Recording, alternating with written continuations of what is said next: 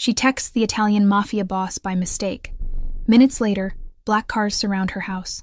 What happens when a single text message, sent out of desperation, awakens a ghost? Elena Ricci, a dedicated nurse, is about to find out. To save her brother, she sends a plea for help to an old number. A shot in the dark she regrets the instant she hits send. But her message doesn't reach a forgotten friend. It arrives on the encrypted cell phone of Don Marcello Moretti, the city's most ruthless mafia boss, a man for whom Elena's words are a threat that must be silenced. This is the story of a mistake that turns into destiny, and of an ordinary woman dragged into a world where power is absolute and protection comes at a very high price. Get ready, because the story begins now. Let us know in the comments where you're watching from.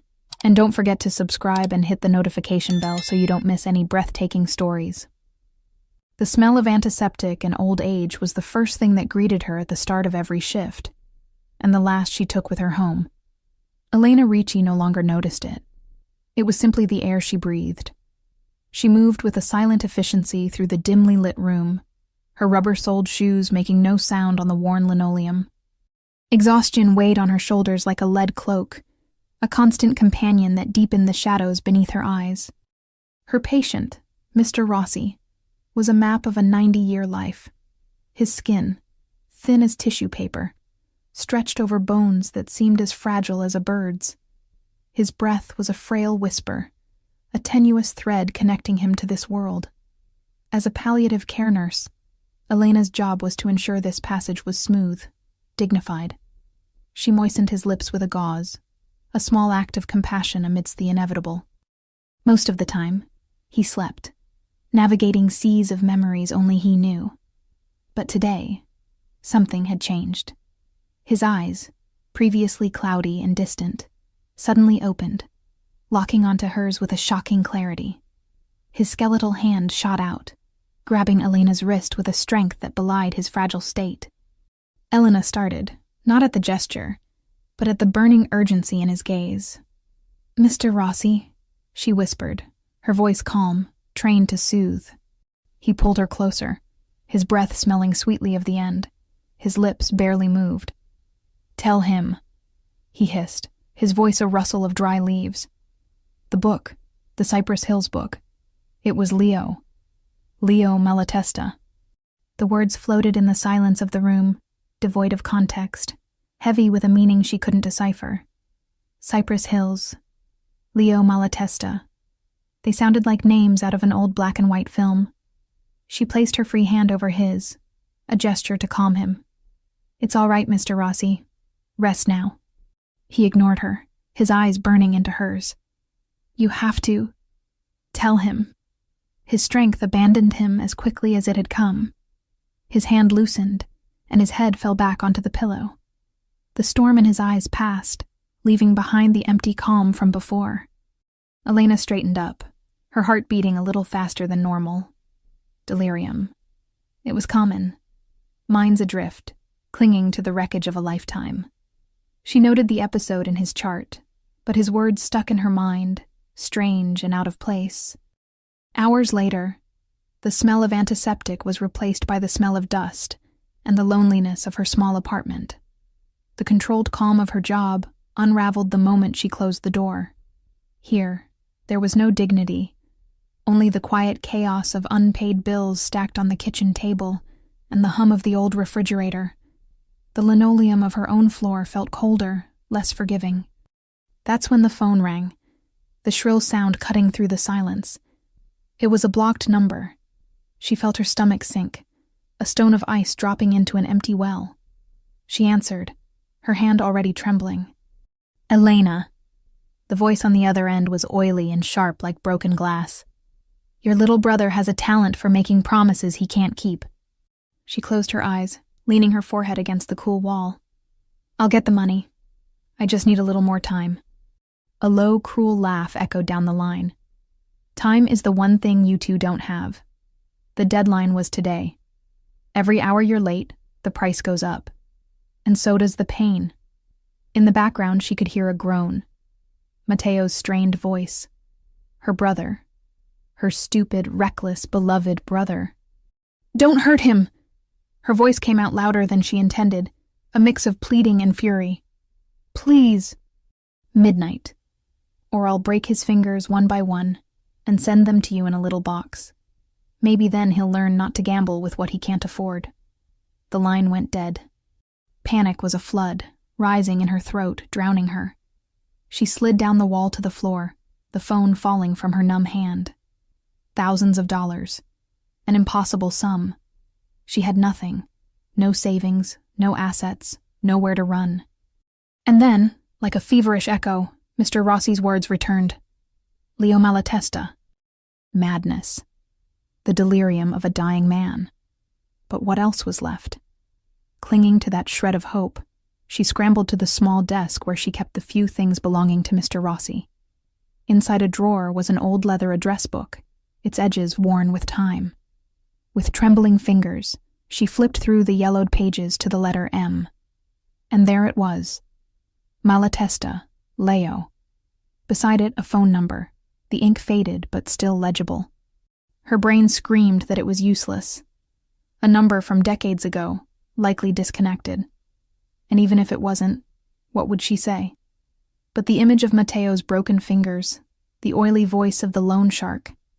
Desperation was a tyrant, and it demanded action. She picked up her cell phone, her fingers slick with sweat. She couldn't call. What would she say? Instead, she opened a new text message, the blank white screen mocking her foolishness. She typed, deleted. Typed again, trying to find the right words to sound sane, to not be immediately dismissed. I'm with Mr. Rossi. He is not well. He told me about a book from Cypress Hills and a man named Leo Malatesta. My brother needs help. Please, if you can help, call me. Her thumb hovered over the send button. An abyss opened up beneath her. This was all she had. A whispered name and an ancient number. She closed her eyes and pressed. Sent. The regret was instant and overwhelming. What a fool. She felt like a child wishing on a falling star. The silence in her apartment seemed to deepen, now heavy with the weight of her ridiculous hope. She waited a minute. 2. Nothing. The ice in her stomach began to solidify. Then, the phone vibrated in her hand, the violent buzz in her palm making her jump. A response. It wasn't a call. It was a message.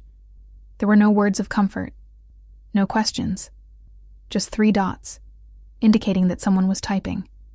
They hovered on the screen for an eternity, then disappeared, and were replaced by a single word. Where? A chill ran down her spine. The word wasn't a request for information. It was a command. Cold. Absolute. Before she could even think of how to reply, a low sound began to permeate the thin walls of her building. A low, guttural rumble, growing in volume. She stood up, drawn to the window, her heart hammering against her ribs. Down below, on her quiet suburban street, the darkness of the night was cut by 3 pairs of headlights. 3 black SUVs, enormous and identical, glided to the curb with a silent military precision. The lights went out, but the engines continued to purr, the sound a promise of restrained power. They formed a perimeter around her building, predators of metal and dark glass waiting in the dark. The air in her lungs froze. This wasn't help. This was something else. Something terrible. She looked down at the phone in her trembling hand, the screen still glowing with that single word. Where? And she realized with a breath-stealing clarity that she hadn't just made a mistake. She had lit a fuse, and the bomb had just arrived at her door. The sound of her own blood pulsing in her ears was louder than the purr of the engines below. Elena backed away from the window, an instinctive step away from the threat, as if moving away from the glass could make her invisible. Her apartment, once a small, safe sanctuary, suddenly felt like a glass trap, fragile and exposed. The thin walls offered no protection. They seemed to breathe with the vibration of the vehicles outside.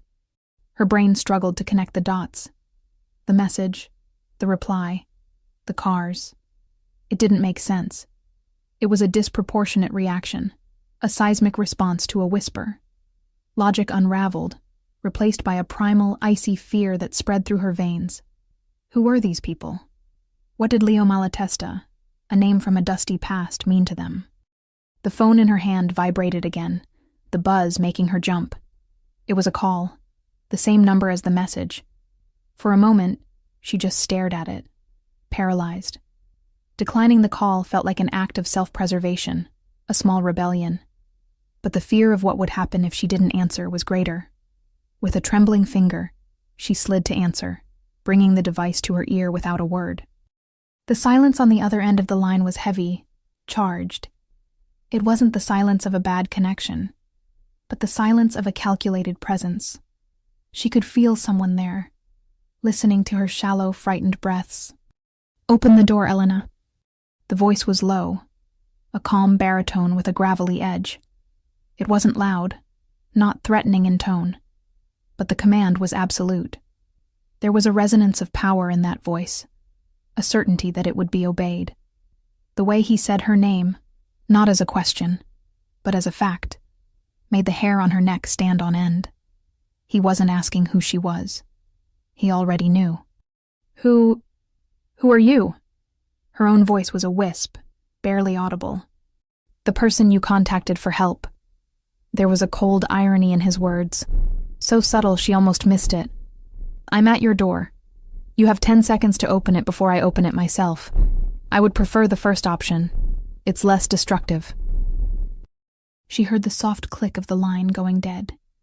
In that exact moment, a knock sounded at her door. It wasn't a loud or aggressive knock. It was a firm, patient, almost courteous knock. And that, somehow, was even more terrifying.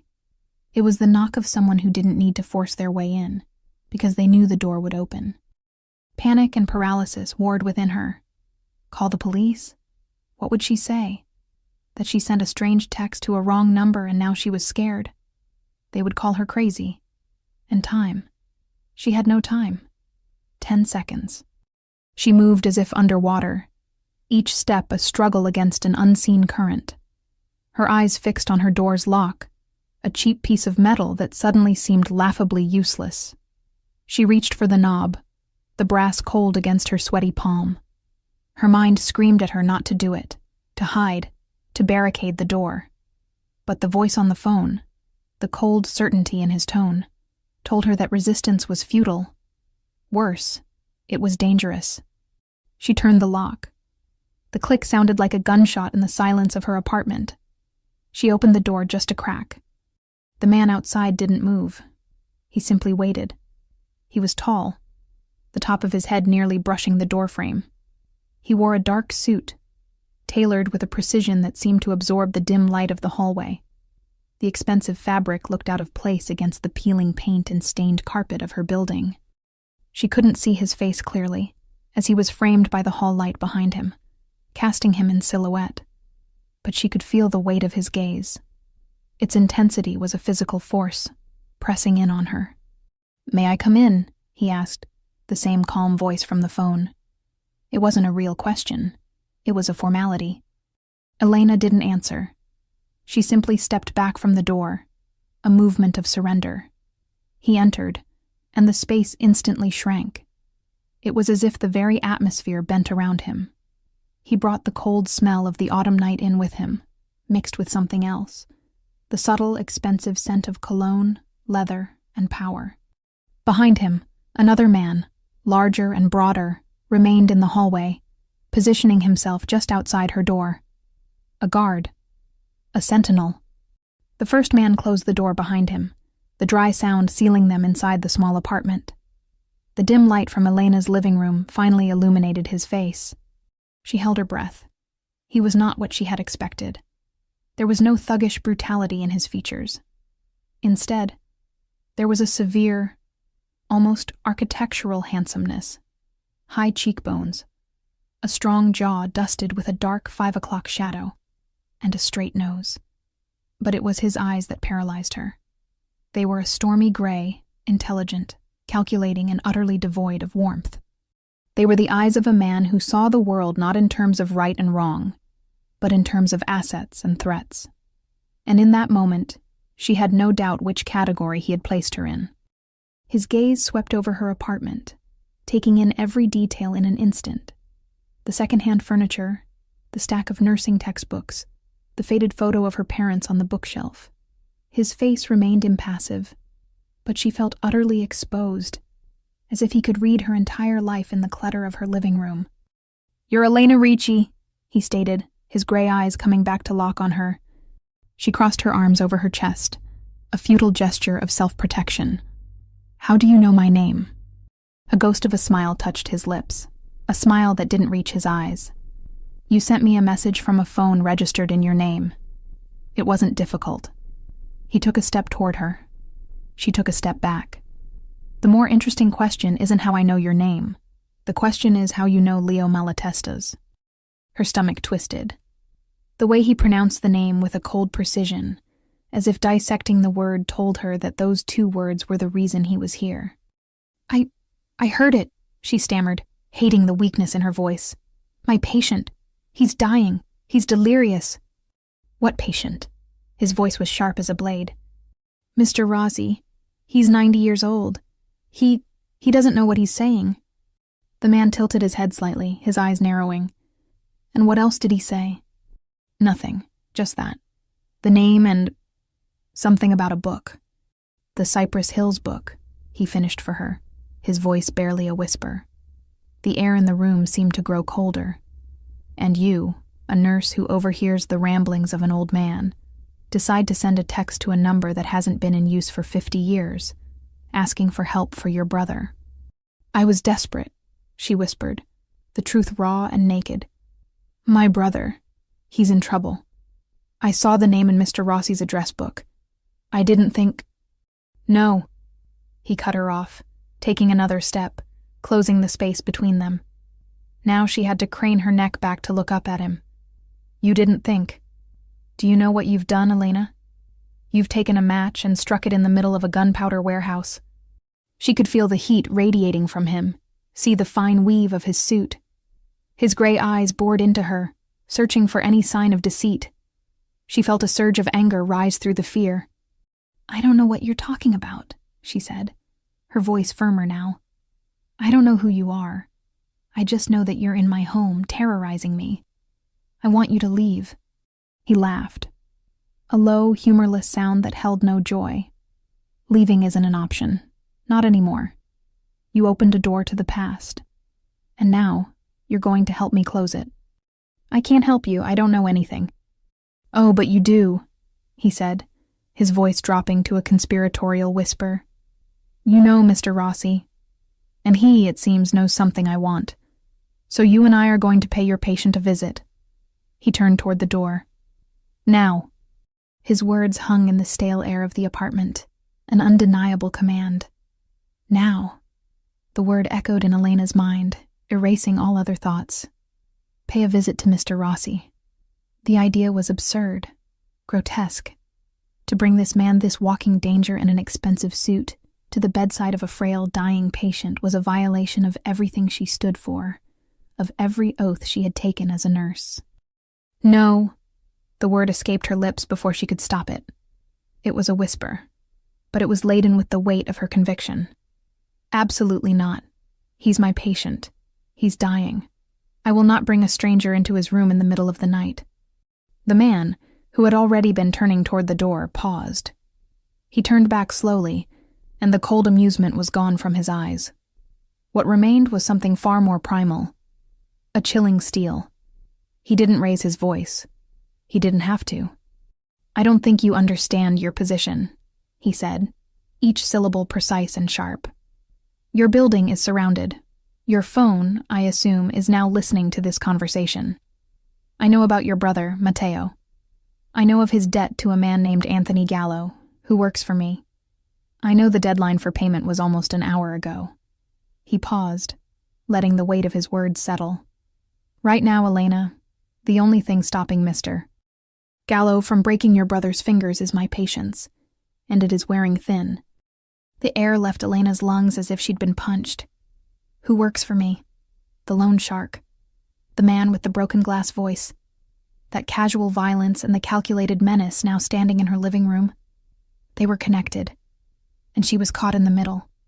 Mateo's life wasn't in the hands of some low-level thug. It was in this man's hands. She felt the floor give way beneath her. The righteous anger she had felt a moment before dissolved, replaced by the bitter bile of fear. She looked at his face, at the predatory calm in his eyes, and she saw the truth. He wasn't bluffing. He held her brother's life like a chess piece, ready to sacrifice it without hesitation. What do you want with him?" she asked, her voice trembling. "Mr. Rossi is a confused old man." "He may be confused," the man agreed, taking a step toward her. "But 60 years ago, he was the accountant for a man named Leo Malatesta. And Leo Malatesta betrayed my family." The word family carried a different weight on his lips. It wasn't about love and kinship. It was about power and legacy. He and Malatesta disappeared. And with them, a ledger. A book detailing that betrayal. We've looked for it for decades. And now a dying man starts whispering about it to his nurse. He stopped a few feet from her. So no, he is not just a confused old man. He is the last loose end of a very old story. And I intend to tie it up. The story unfolded before her, a dark tale of betrayal and revenge that stretched across generations.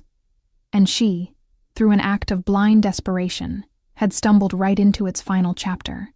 He held out his hand, palm up, a gesture that didn't ask but commanded. "Your car keys." She stared at his hand, then back at his face. There was no choice. She knew that. Every fighting instinct within her screamed that this was wrong, dangerous, a betrayal. But the image of Mateo, the sound of his pained groan on the phone, that was the stronger instinct. Protection. With stiff, reluctant limbs, she reached for her purse on the kitchen chair.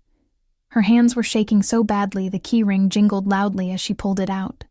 She dropped it into his outstretched palm. His fingers closed over the keys, the warmth of his skin brushing hers for a brief instant. The contact was electric, shocking in its unsolicited intimacy. "Let's go," he said, turning away. She followed him out of the apartment, into the dimly lit hallway, where the hulking guard still waited, motionless as a statue. He didn't even glance at her as they descended the stairs.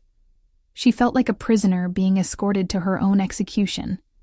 Each step down felt like a step deeper into a world from which she could never emerge. The cold night air hit her as they stepped out of the building. The air smelled of impending rain. The black SUVs were still there, engines running, dark windows impenetrable. The back door of one of them swung open as they approached, a silent, choreographed gesture. The man gestured for her to get in. The vehicle's interior was a cocoon of black leather and silence. It smelled of wealth and something else, something sterile and controlled. She slid in, feeling the cool leather through her thin scrubs. He got in after her, his presence filling the confined space. The door closed with a solid, muted thud, cutting off the sound of the outside world. The silence inside the car was more oppressive than any shout. A driver with an impassive face sat at the wheel, separated from them by a dark glass partition. She was completely trapped. "Where is the facility?" His voice cut through the silence. "It's a hospice, St. Jude's, on Oak Street," she answered, her voice low. He picked up a small earpiece, speaking in low, rapid Italian. She didn't understand the words, but the tone was one of command. When he finished, he turned to her, the glare of the streetlights passing over his face, casting shifting shadows on his angular features. "What's your name?" she asked suddenly, the need to know her captor's name overriding her fear.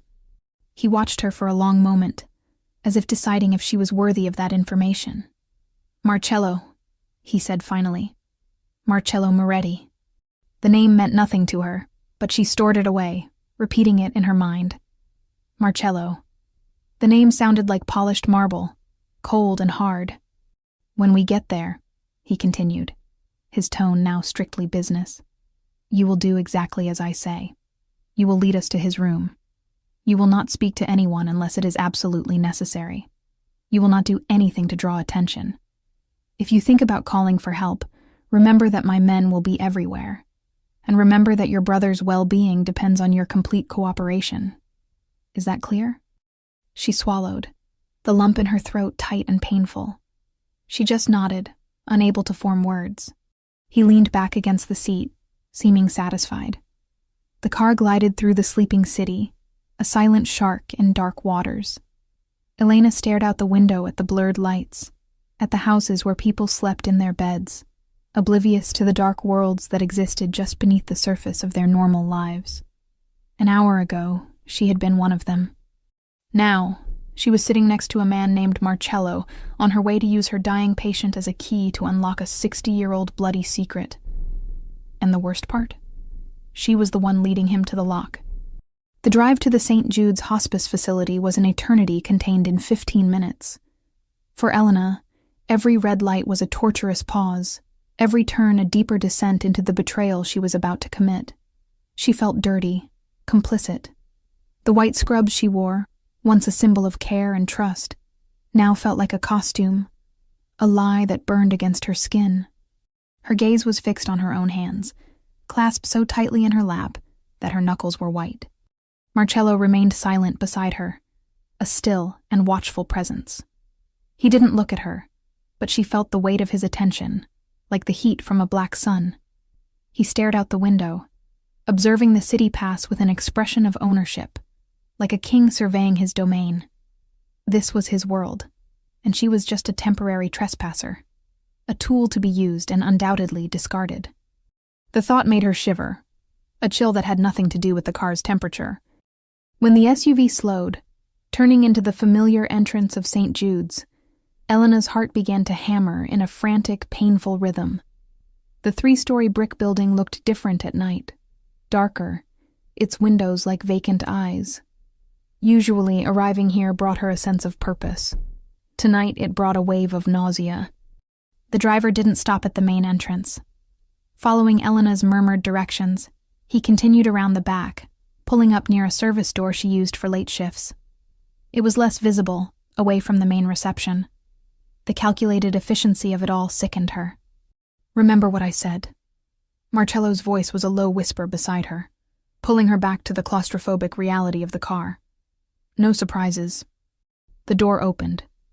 The cold night air washed over her, and for a moment she was paralyzed. Stepping out of that car felt like an irrevocable step. Marcello exited from the other side, moving with a fluid, predatory grace. He waited for her, impatience a palpable aura around him. On stiff legs, she got out. The burly bodyguard, who had been in the front seat, now stood beside Marcello, his eyes scanning the darkness. Another black SUV had pulled up silently behind theirs, and 2 more men in suits emerged, positioning themselves in the shadows. They moved with a trained unity, like a wolf pack. "After you," Marcello said, gesturing toward the service door. Her hands shook so badly she could barely insert her keycard into the electronic lock. The green light blinked and the door clicked open. The familiar smell of St. Jude's hit her, a mixture of lavender disinfectant, cafeteria food, and the indefinable scent of end of life. It was usually a smell of routine. Tonight, it smelled of sacrilege. She led them inside, into the silent, dimly lit corridor. The only light came from the small safety lamps at the baseboards, which cast long, distorted shadows. The only sound was the soft hum of machines and the muffled sound of their own footsteps on the polished floor. It was a sleeping world, vulnerable, and she was leading the wolves into the fold. The bodyguard remained by the door, a dark sentinel. Marcello followed her closely as she walked the hallway she knew so well. She could feel his presence right behind her, a pressure on her back. He moved without a sound, a remarkable feat for a man his size. They passed the nursing station, dark and empty. The night nurse, Brenda, was probably on her rounds in the other wing. A small blessing. Elena didn't know how she would have looked a colleague in the eye. Shame was a hot coal in her chest. Mr. Rossi's room was at the end of the hall. The door was ajar, a sliver of soft light spilling from within. Every step toward that door was torture. She could feel Marcello's eyes on her, analyzing every hesitation, every shaky breath. She stopped in front of the door, her hand hovering over the wood. She couldn't do it. A problem? Marcello's whisper was a cold breath in her ear. He was closer than she'd realized. "This is wrong," she whispered back, her voice thick. "What's wrong?" he answered, his voice dangerously low. "Is making promises for a brother who can't stay out of trouble. What's wrong is thinking you can touch my family, and there will be no consequences. Now, go in." The mention of Matteo was like a bucket of ice water. The choice was once again taken from her. Clenching her jaw until it ached, she gently pushed the door open and stepped inside. The room was as she had left it. Silent, except for the soft, rhythmic beep of the cardiac monitor and the sigh of the oxygen concentrator. Mr. Rossi lay in the bed, a frail shape under the thin white sheet. His breathing was shallow, but steady. He seemed to be sleeping peacefully. Marcello entered behind her, his gray eyes sweeping the room, taking in the medical paraphernalia, the crucifix hanging on the wall, the yellowed photo of a young woman on the bedside table. He moved to the side of the bed, opposite Elena, his eyes fixed on the old man's wrinkled face. There was a predatory stillness about him, the patience of a spider waiting in its web. Elena went to Mr. Rossi's side, her usual spot. She took his wrist by instinct, her fingers finding the faint, thready pulse. An act of normalcy in an insane situation. "Rossi." Marcello's voice cut through the silence. It wasn't loud, but it had a piercing quality that seemed designed to cut through the mists of unconsciousness. The old man's eyes didn't open. Marcello looked at Elena, one eyebrow raised. The message was clear. Make him talk. Elena felt a wave of panic. She couldn't force a dying man to speak. She leaned over the bed. "Mr. Rossi," she said softly, her nurse's voice. "It's me, Elena. Are you awake?" The old man's eyelids fluttered. He groaned softly, a sound of discomfort. "Ask him about the book," Marcello commanded in a harsh whisper. Elena hesitated. Her heart rebelled. She looked at Marcello, shaking her head subtly. "No." A dark shadow passed over Marcello's face. He took out his cell phone, typed something quickly, and brought it to his ear. He never took his eyes off her. "Gallo," he said into the phone, his voice still low but now laced with a thread of steel. "Yes. Her brother. I think he needs some encouragement. Start with the little finger on his left hand." Elena's blood ran cold. "No!" The cry was torn from her, a strangled sound of pure terror.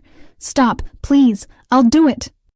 Marcello's eyes remained locked on hers for a long, tense second. Then, he spoke into the phone. "Wait." He put the device back in his pocket. The threat hung between them, more real and immediate than ever. With tears burning her eyes, Elena turned back to Mr. Rossi. The shame and self-loathing were a bitter taste in her mouth.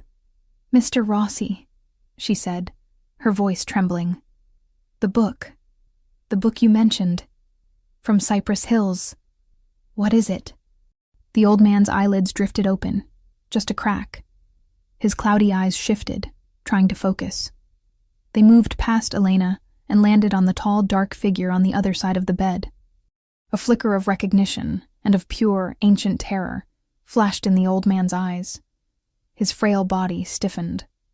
The rhythm on the cardiac monitor quickened, the beeps becoming faster, more urgent. Moretti.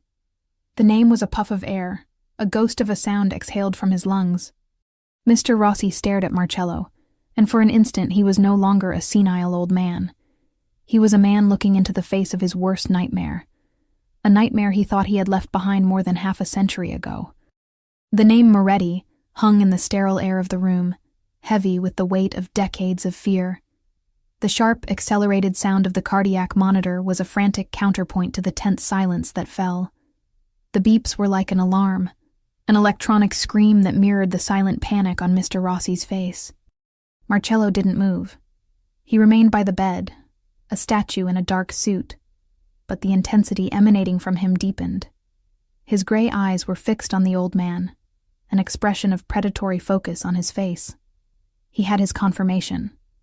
This man, in this bed, knew exactly who he was. "Yes," Marcello said, his voice low and resonant. "Moretti. It's been a long time, Angelo. The use of Mr. Rossi's first name was like a blow. Angelo Rossi. The accountant. The loose end. Elena felt a chill, despite the stuffy warmth of the room. She was a spectator to a play that had begun before her parents were even born. A drama of ghosts and ancient sins. Mr. Rossi tried to speak, his wrinkled lips moving without sound. His eyes, wide with terror, were locked on Marcello. His hand fluttered on the sheet, his thin fingers twitching, as if trying to pull away from a danger he could no longer escape. "The book, Angelo," Marcello continued, his tone relentless but strangely calm. "Leo Malatesta took it. Where is it?" The old man shook his head, a tiny, trembling movement on the pillow. "Dead," he whispered, his voice a rustle. "Leo. Dead a long time." "I know he's dead." Marcello's patience was ice-thin. "But the book isn't. Where did you hide it?" "Don't know." Mr. Rossi's whimper was pathetic. "Swear. I don't know. He took it. I ran. I never saw him again." Elena watched, her heart tight in a knot of pity and fear. She was a nurse. Her instinct was to intervene, to soothe her patient, to tell Marcello to stop. But fear held her paralyzed. Fear for Matteo. Fear of this man whose calmness was more terrifying than any shout. The beeps of the monitor continued to accelerate, a dangerous rhythm. Marcello leaned forward, placing his hands on the bed rail. The movement was slow, deliberate, yet freighted with restrained menace. "Don't lie to me, Angelo. Lying is a mistake people only make once with me. Malatesta was a traitor, but he wasn't a fool. He wouldn't have kept the only proof of his treachery. He would have given it to you. The accountant. The man no one would look for. The man who could disappear." He moved closer, his voice dropping to a whisper that sliced through the air. "I've searched your entire life. Every apartment, every house, every safety deposit box. Nothing. So where is it?" Mr. Rossi's words came out in a ragged, gasping sob. He made me promise. Protect it. For my family. For my life." "Your family is gone, and your life is ending," Marcello stated, not with cruelty, but as an undeniable fact. "The promise is dead. Where is the book?" The cardiac monitor let out a high-pitched, continuous shriek. The green line that had once jumped in peaks and valleys was now a flat, unrelenting line. "Cardiac arrest." Elena's training took over, a conditioned reflex that overrode fear. In an instant, she was no longer a hostage. She was a nurse. "Get back!" she yelled at Marcello, shoving him aside with a strength she didn't know she possessed. He stumbled back, surprised by her sudden ferocity. She leaned over Mr. Rossi, checking for a pulse at his neck. Nothing. She reached for the red emergency button above the bed, the code blue that would flood the room with doctors and nurses in seconds. "Don't touch that button!" Marcello's voice was like the crack of a whip. She froze, her hand hovering inches from the alarm. She turned to face him, her chest heaving. "He's dying. He needs help." "He was already dying," Marcello replied, his gray eyes fixed on her, cold as stone. "And he was my only lead. I will not have this place swarming with doctors before I get what I need." The monstrosity of his words hit her. He would let him die. He would force her to stand here and watch her patient die, all for a damned book. "You can't do this," she hissed, her voice low and filled with fury. "This is murder."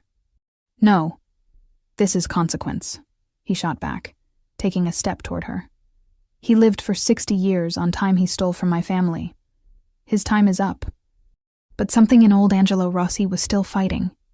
His eyes opened one last time, a final effort of will. They found Elena's, bypassing Marcello. There was desperation in them, a final plea.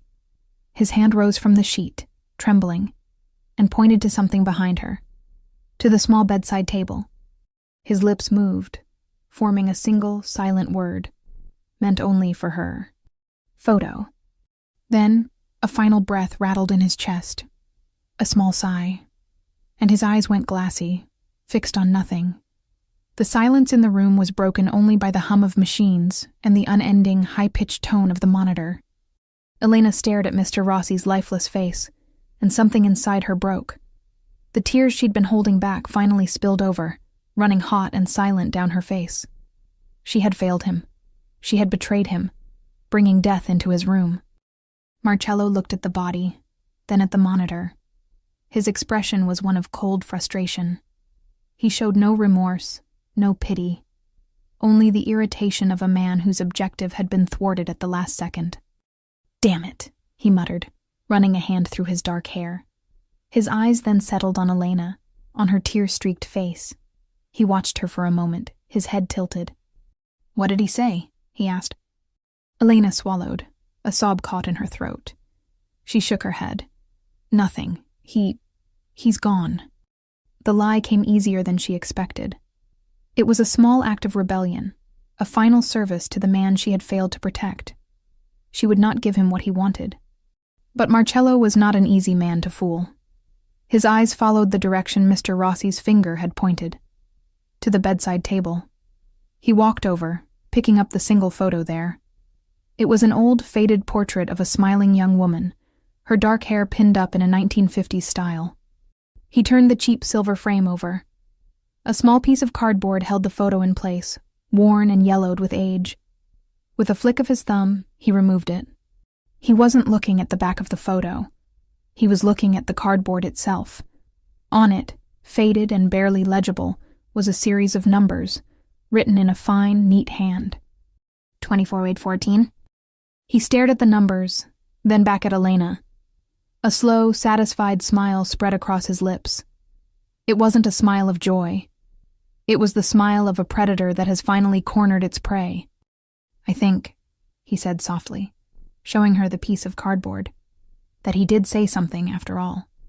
The numbers on the piece of cardboard seemed insignificant. 24-8-14. 3 numbers separated by hyphens. To Elena, they meant nothing. But to Marcello, judging by the predatory gleam in his eyes, they were the treasure map. He had found his clue.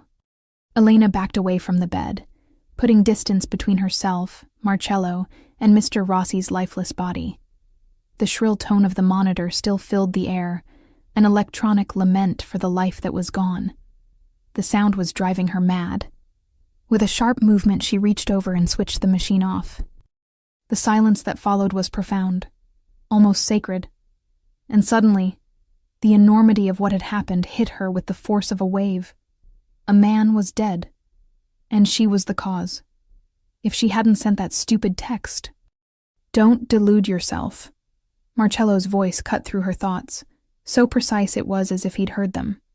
He was watching her, his gray eyes missing none of her anguish. "That man was on borrowed time. I didn't kill him. Time did. I just asked the questions that needed to be asked before he was gone." His cold logic was obscene. She looked at him, the ache in her chest turning into an icy fury. "You terrorized him to death.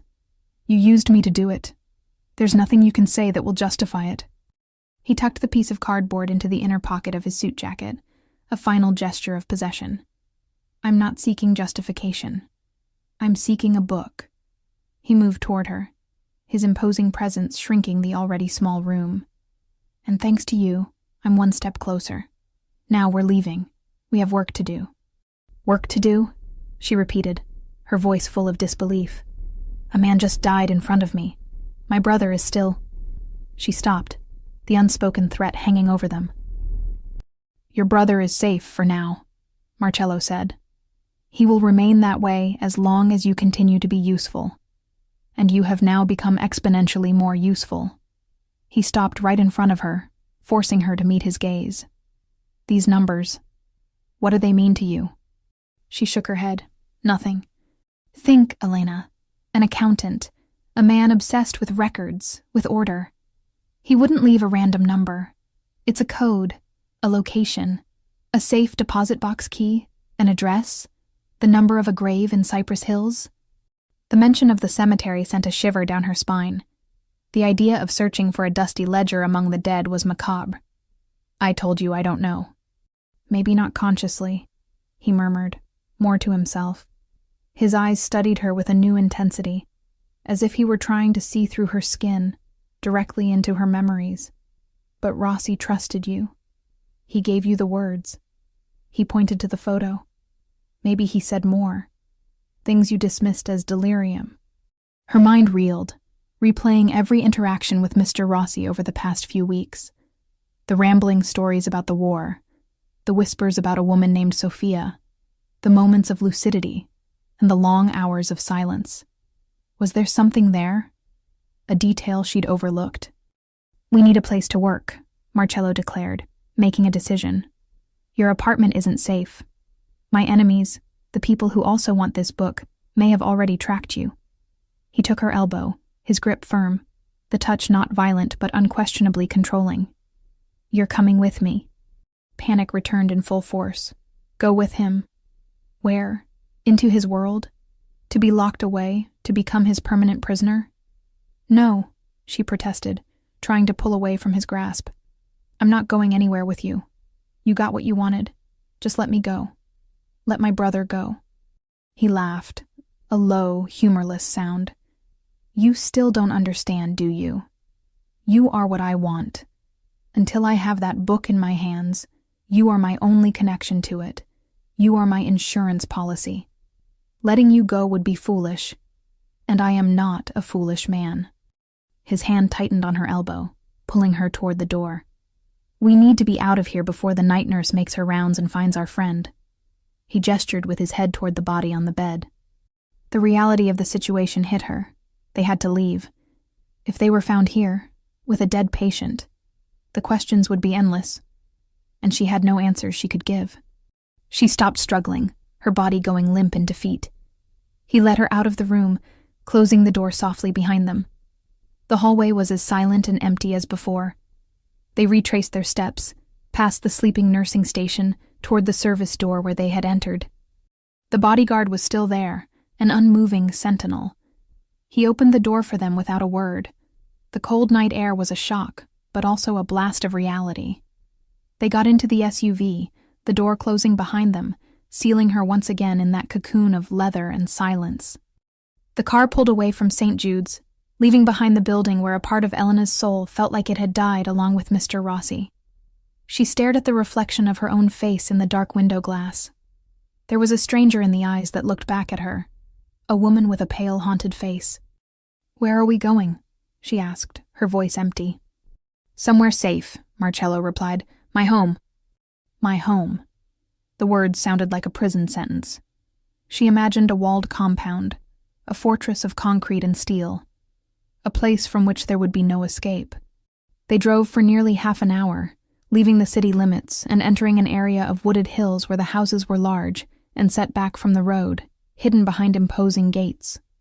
The SUV slowed and turned into a private driveway, marked by 2 plain stone pillars. A heavy wrought iron gate swung open for them, revealing a long winding drive flanked by tall cypress trees that stood like black soldiers against the pre-dawn sky. At the end of the drive, the house appeared. It was not the fortress she had imagined. It was a masterpiece of modern architecture, a structure of glass, steel, and stone that seemed to grow organically out of the hillside. Lights on inside cast a warm, inviting glow. It looked elegant, sophisticated, and somehow, that was even more disturbing. It was the lion's den disguised as a sanctuary. The car stopped under a covered portico. The driver opened the door for Marcello, who got out and then turned to offer Elena his hand. She stared at his hand, a gesture of courtesy so bizarre and out of place it bordered on the surreal. She ignored it, getting out of the car on her own. "Welcome to my home, Elena," he said, his voice devoid of any irony. "For now, it's yours as well." He led her inside. The interior was as breathtaking as the exterior. High ceilings, polished marble floors, tasteful works of art on the walls. The air smelled of beeswax and fresh coffee. An older woman, with her gray hair in a tight bun and wearing a simple black dress, appeared in the foyer. Her expression was stern, but her eyes were sharp. "Marcello," she said, her voice holding a faint Italian accent. Her eyes moved to Elena, taking her in from head to toe. "Rosa, this is Elena. She will be staying with us for a while, Marcello explained. Prepare the guest suite in the east wing, and bring us coffee in my study. Rosa nodded, asking no questions. She turned to Elena. Come with me, Signorina. I will show you to your room. Elena looked at Marcello, a silent question in her eyes. Go with her, he said. Get some rest. We'll try to solve our little puzzle in the morning. She followed Rosa up a floating staircase to the second floor.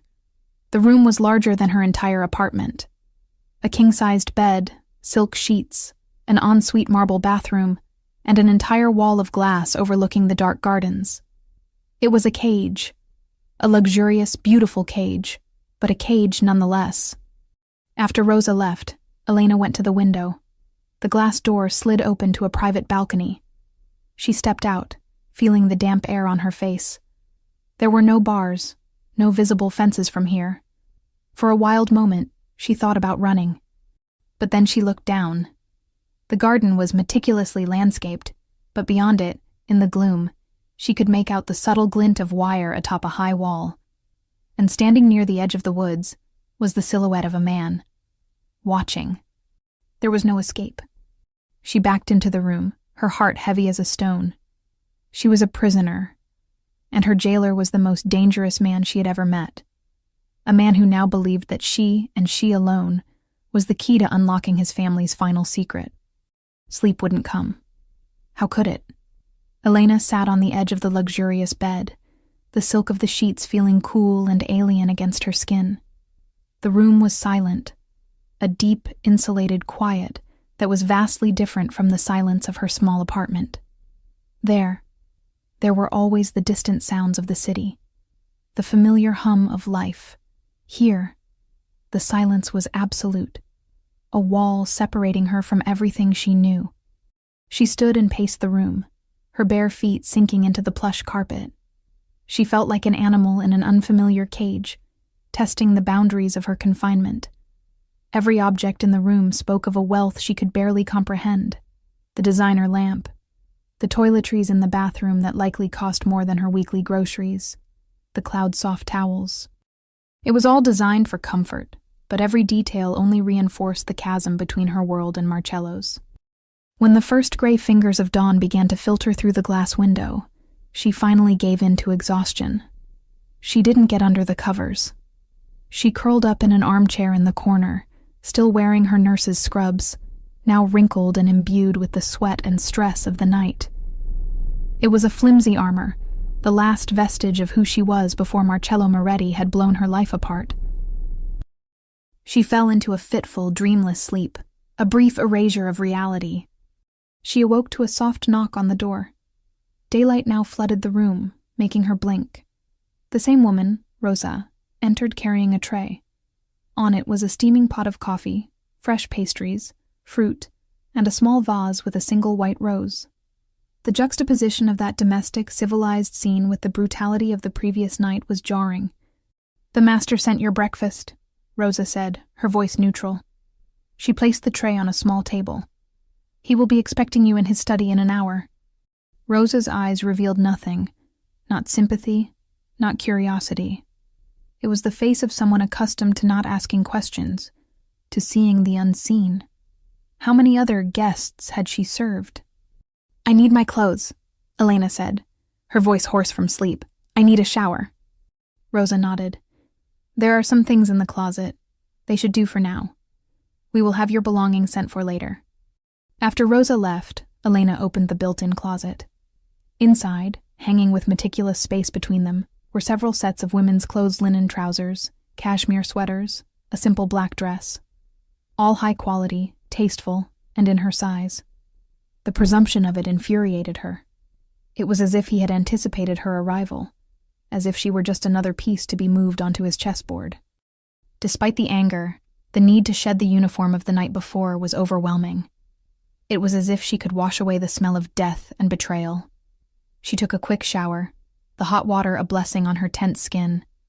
She dressed in a gray cashmere sweater and black trousers. The clothes were soft and comfortable, but they felt like a costume, the disguise of a woman who belonged in this place. When she looked in the mirror, the woman who stared back was a pale, haunted stranger. An hour later, She went downstairs. The house was silent, save for the distant ticking of a grandfather clock. Rosa was waiting for her at the bottom of the stairs and led her, without a word, down a hallway to a pair of dark wood doors. Marcello's study was like the rest of the house, a blend of modern power and timeless elegance. Floor-to-ceiling bookshelves filled with leather-bound volumes, a large polished mahogany desk, and a glass wall overlooking a Zen rock garden. The air smelled of strong coffee and leather. Marcello was standing by the window, his back to her, speaking on the phone in low Italian. He wasn't in a suit.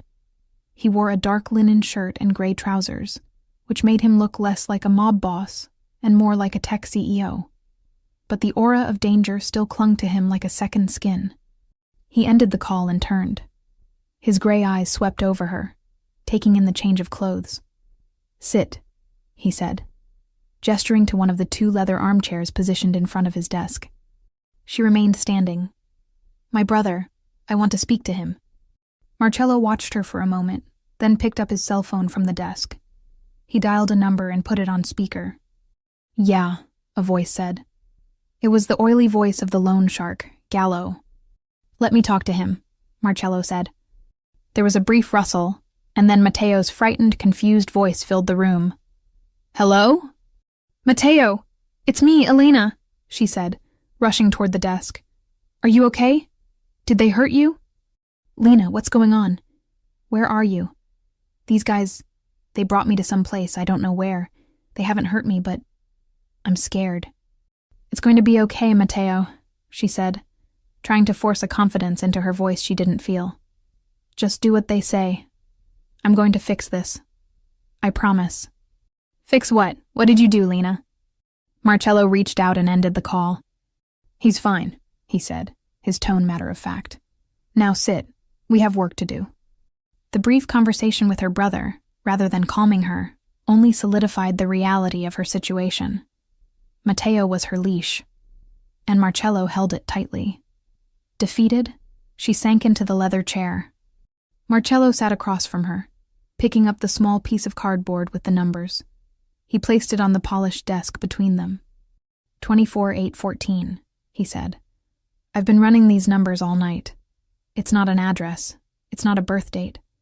I checked the burial records for Cypress Hills. No plot matches. So what is it?" He stared at her, waiting, as if she held the magic answer. "I've told you. I don't know," she repeated, frustration rising. "It could be nothing. It could be a laundry ticket number from 1950. "No," he said with absolute certainty. Rossi was an accountant. He thought in numbers, in ledgers, in pages, in lines. This is not random. He leaned forward, the intensity in his eyes pinning her. "I want you to tell me everything he said for the past few weeks. Every murmur, every story, every name. No matter how nonsensical it seemed. Your mind is now the crime scene, and we are going to examine it piece by piece."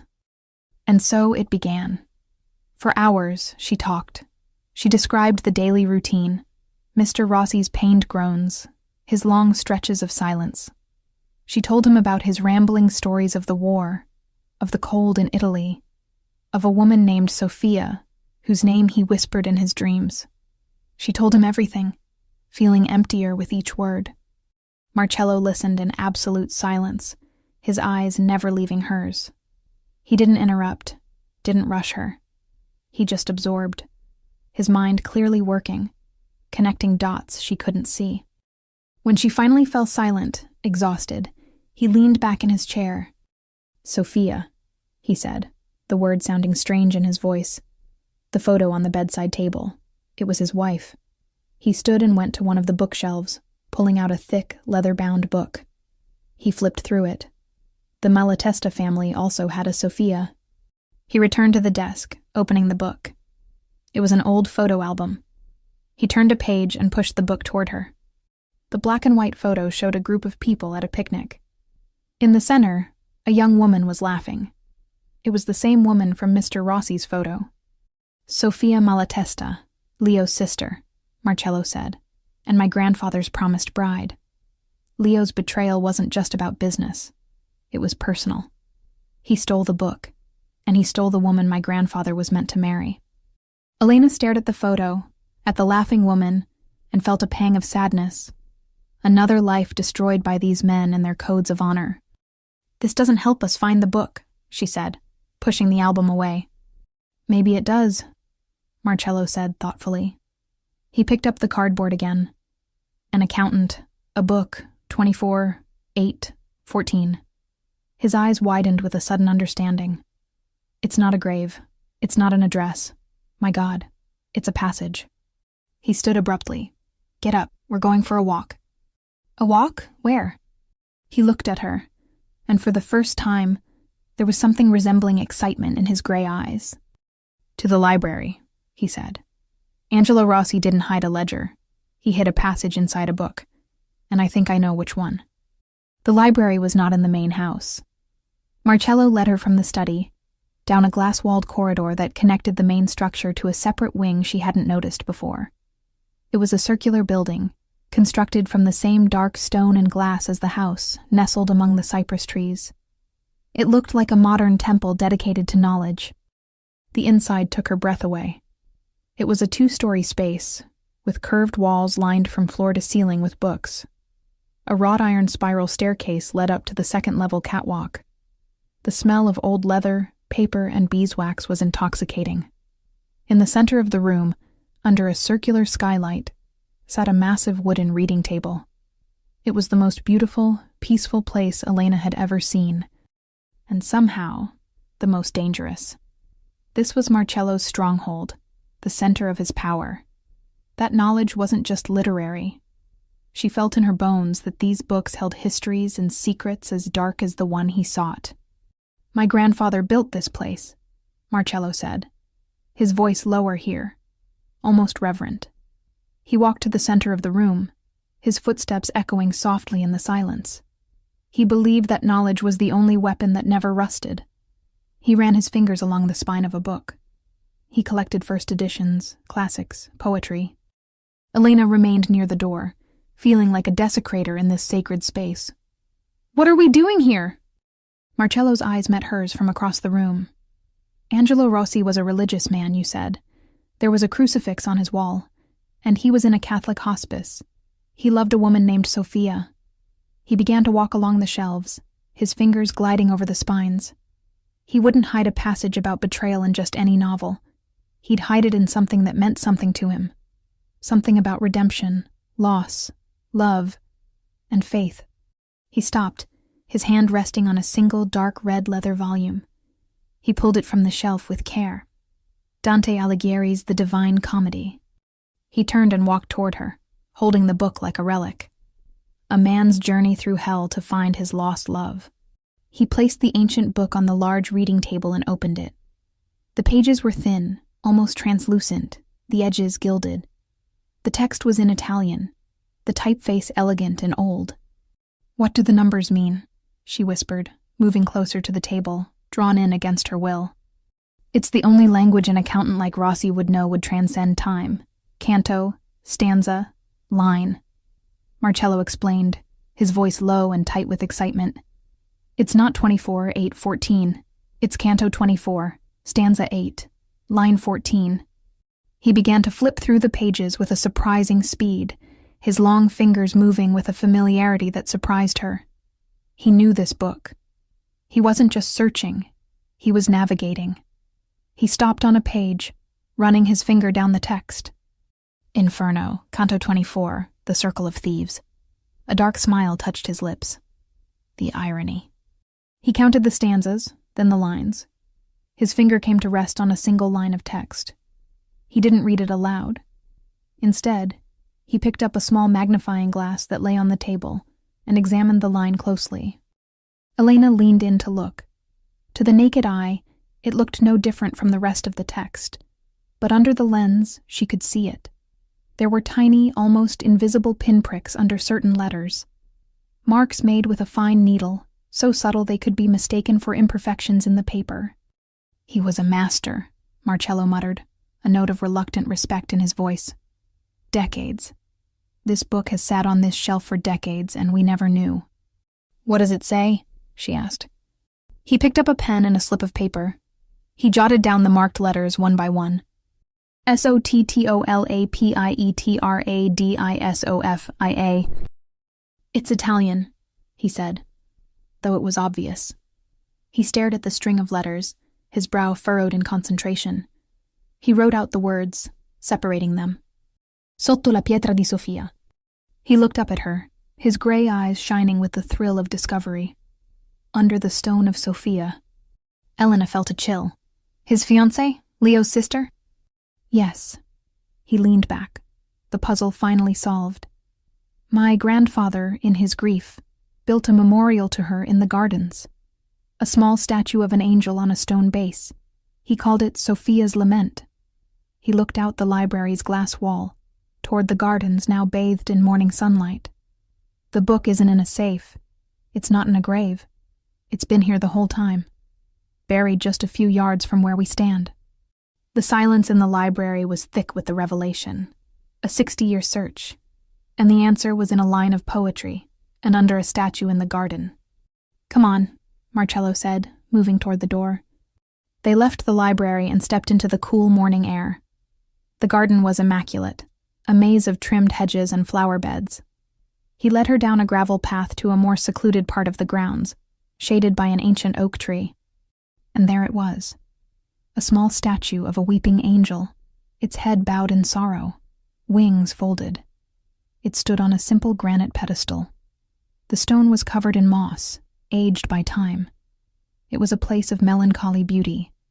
Marcello approached the pedestal. He ran his hand over the stone, then knelt, examining the base. There was a thin, almost invisible line where the base met the earth.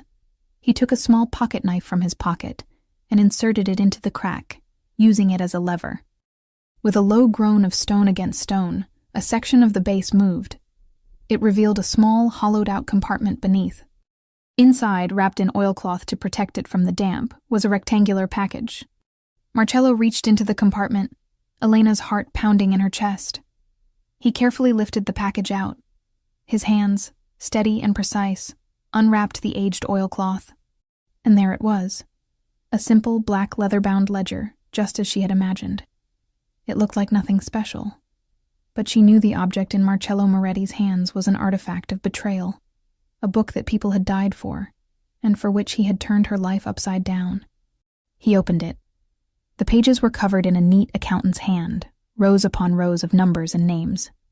He flipped through a few pages, his eyes scanning the contents. A slow breath escaped his lips. He closed the book.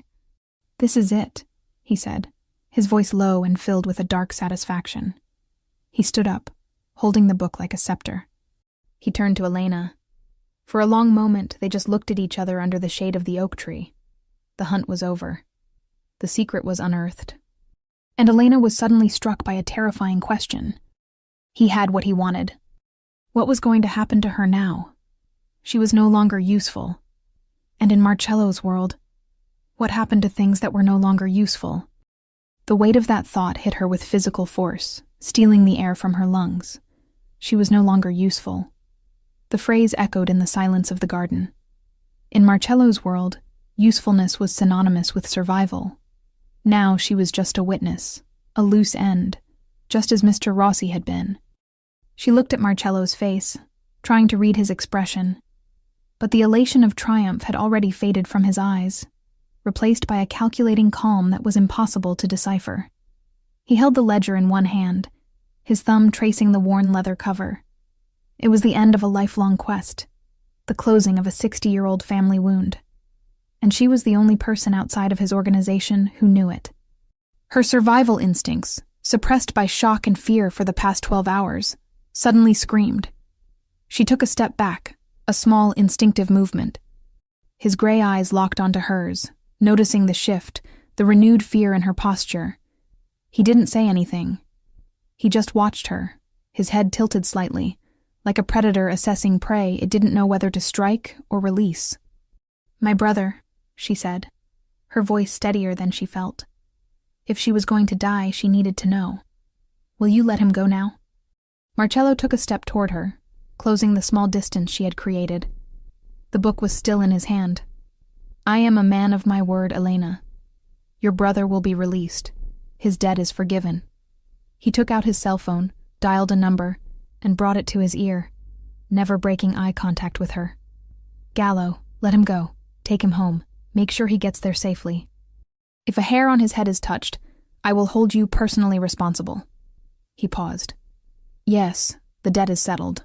For good." He hung up and pocketed the phone. The ease with which he commanded, the finality in his voice. It was frightening. He could erase a debt and free a man as easily as he could order a finger to be broken. A pinprick of relief, small and trembling, bloomed in Elena's chest. Matteo was safe. That part of the nightmare was over, which left her alone, facing the nightmare's architect. "And me?" she asked, her voice a whisper. "What happens to me now?" He was silent for a long moment, the only sound the rustle of leaves in the morning breeze. "That," he said finally, his voice low, "is a more complicated question." He began walking back toward the house, indicating with a nod of his head for her to follow. She obeyed, her legs feeling like lead. Each step felt like it was taking her toward a verdict. They didn't go back to the study. He led her through the house, into a spacious living room with a glass wall that opened onto a terrace overlooking the valley below. The morning sun flooded the space, making it feel warm and peaceful, a stark contradiction to the turmoil inside her. He placed the ledger on a glass coffee table as if it were a trophy. Then he turned to her. "You have two options," he said, his tone now that of a businessman discussing a contract. "The first is the one I promised. I give you money, more than you have ever seen, enough for you and your brother to disappear. New identities, a new start somewhere far from here. You will forget this night ever happened. You will forget my name, and you will live your life." It sounded like a dream, a way out, a chance to go back to normal, or a better version of it. But she heard the unspoken caveat in his voice. "And the second option?" she asked, her heart pounding. He moved closer to her, stopping so near she could see the tiny flecks of a darker gray in his irises. "The second option," he said, his voice dropping to a lower, more intimate register, "is you stay." The suggestion stunned her. "Stay? Why? I'm no longer useful to you." "That's where you're mistaken," he replied. His eyes traveled over her, but it wasn't the assessing gaze from before. There was something else there now, something that resembled admiration. "In the last 12 hours, I've watched you under a pressure that would break most men I know. You lied to me, even when you were terrified. You defended your patient, even when you knew it put your brother at risk. You bargained with the devil to save your family." He paused. "You're not a tool, Elena. You're a weapon, and you don't even know it." She shook her head, confused. "I don't understand. My world is built on loyalty and strength, and you, a nurse living in a crumbling apartment, have shown more of those qualities than most of my soldiers. I can't just let that go." His hand rose, and for a moment she thought he would touch her. Instead, it just hovered in the air between them. "I don't want to let you go." The confession was so unexpected, so raw, it left her speechless. This man, this monster, this architect of her pain, was asking her to stay, not as a prisoner, but as... what? "What are you offering?" she whispered. "I'm offering you a life where you never have to worry about bills, or loan sharks, or your brother's safety again. I'm offering protection, my protection." His eyes intensified. "And I'm offering myself." The possessiveness in his voice was unmistakable. It wasn't a business proposition. It was a claim. Elena's mind reeled. It was madness. To stay meant entering his world of violence and darkness. It meant becoming a part of it. But to leave, the thought of going back to her old life, to the constant struggle, the loneliness, it suddenly felt empty. For the first time in years, she didn't just feel like a caregiver, a problem solver. In his presence, as terrifying as it was, she felt seen. "You're a killer," she said, the accusation weak on her lips. "I'm a survivor," he corrected, "just like you." He finally closed the distance, his fingers brushing against her cheek. The touch was light, almost hesitant, but it sent a jolt of warmth through her that was shocking. It was not a touch of ownership, but of discovery. His gray eyes searched hers, and for the first time, she didn't see the mob boss. She saw the man. A man forged by loneliness and power, who saw in her an equal. "You don't have to give me an answer now," he whispered, his thumb stroking the line of her jaw. "But know this. If you go, I will let you go. But if you stay—" He leaned in, his mouth hovering inches from hers. His scent enveloped her, coffee and cologne and the raw male essence of him. "I will never let you go again." Her world narrowed to that moment, to the space between their lips. The fear was still there, a low hum in her veins. But something new, and far more dangerous, was rising alongside it. A desire she thought had long since died. She didn't kiss him, and he didn't kiss her. But the promise of the kiss hung between them, more potent than any touch. He pulled back, giving her space to breathe. "The choice is yours, Elena." He turned and walked to the glass wall, looking out at his domain. He left her there, in the middle of the sun-drenched room, with her heart beating like a war drum. To go or to stay, to flee the darkness or to dance with it. The choice was hers, and for the first time in her life, she had no idea what to do. Elena stood motionless for what could have been minutes or an hour. The sun moved across the sky, shifting the shadows in the room, but inside her, time had stopped.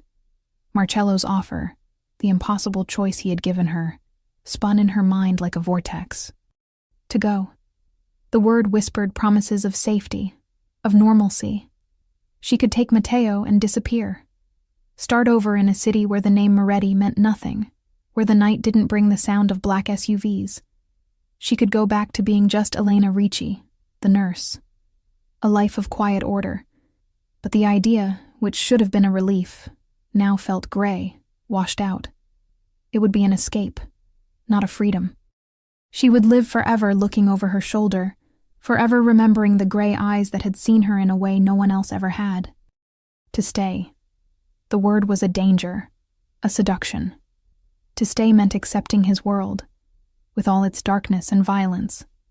It meant entangling herself with a man whose morality was a labyrinth with no exit. It would be a life in the shadow of power, an existence in a gilded cage. But it also meant no longer being alone. It meant having a force of nature by her side who, for some unfathomable reason, wanted her. Not for something she could do for him, but for who she was. He had called her a weapon. He had called her an equal. She walked to the coffee table and looked down at the ledger, the object that had destroyed and remade her life in less than a day. It was a symbol of the past, of old debts and betrayals. Marcello had spent his life shackled to it. Now that he had it, what would he do?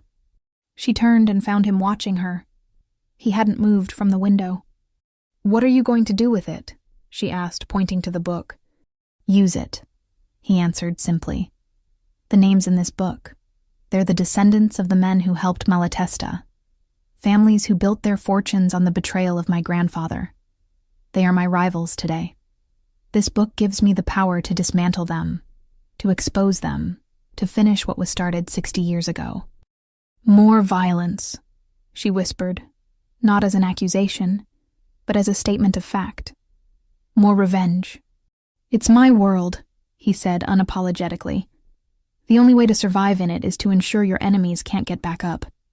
She looked at his face, at the man who was an architect of empires and of pain. She thought of her own life, her constant struggle, her loneliness. She had always been the caregiver, the protector, the one who fixed the mistakes of others. No one had ever protected her. No one had ever seen the strength behind her tired facade. Until him. Maybe the madness wasn't staying. Maybe the madness was walking away. Slowly, she walked toward him, stopping just a step away, in the sunlight pouring through the window. She could see the dust motes dancing in the beams between them. "If I stay," she said, her voice low but clear, "I will not be your prisoner." An eyebrow of his arched. I never intended for you to be one. And I will not be a silent bystander in your world, she continued, meeting his gaze. I can't become someone who ignores violence, who accepts cruelty as a cost of business. A flicker of something new appeared in his eyes. Curiosity, respect. What are you proposing, Elena? I'm proposing a partnership, she said, the audacity of her own words surprising her. You have the power. You have the strength. But you rule with fear and revenge. I understand compassion. I know how to care for people. Maybe there's a way to rule with strength, but also with honor. An honor that isn't just based on retribution. He watched her, the silence stretching. She thought he would laugh, that he would dismiss her as a naive fool. Instead, he said, "You're asking me to change." "No," she replied. "I'm asking you to let me try to change you, and if I can't, then I'm free to walk away." A slow, genuine smile finally touched Marcello's lips. It transformed his face, softening the hard edges, reaching his eyes. "You," he said, his voice full of a reluctant admiration, "are negotiating the terms of your surrender." "I'm not surrendering," she shot back, her heart pounding. "I'm choosing my battlefield." He closed the final distance between them. His hand came up to her face, this time with a certainty that hadn't been there before. His fingers tangled in her hair, tilting her head back. "Then choose," he whispered, his mouth a breath from hers. And she chose. She leaned forward and kissed him. It wasn't a kiss of overwhelming passion, nor a kiss of surrender. It was a kiss of acceptance, a seal. He tasted of coffee and power, and the promise of a dangerous, uncertain future. She felt his arms wrap around her, pulling her close, his body hard and warm against hers. It was like being embraced by a storm. When they finally broke apart, they were both breathless. He rested his forehead against hers, his gray eyes now dark with emotion. "You have no idea what you've just started," he murmured. "No," she agreed, her hand coming up to touch his chest, feeling the steady beat of his heart beneath his shirt. "But for the first time in a very long time, I'm not afraid to find out." She didn't know what the future held for them. There would be darkness, undoubtedly. There would be conflict. She would be at war not only with his world, but perhaps with him. But as she looked into the eyes of the architect of both her ruin and her salvation, she knew one thing for certain.